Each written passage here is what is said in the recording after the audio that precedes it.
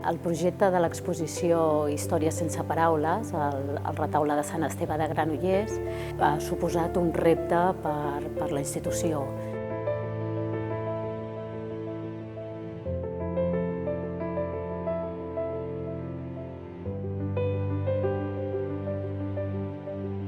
És molt important les condicions, que no es vagin canviant, no siguin fluctuant, perquè tot és orgànic. Comprovem que, sobretot, les condicions ambientals de la sala siguin les correctes.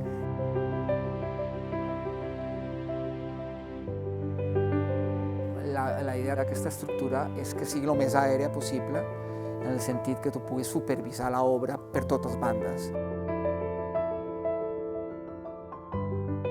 Aquesta exposició tenia un gran repte museogràfic, que era remuntar un retaule, un gran conjunt, d'una alçada de ben bé 8 metres per 8 metres i mig d'amplada.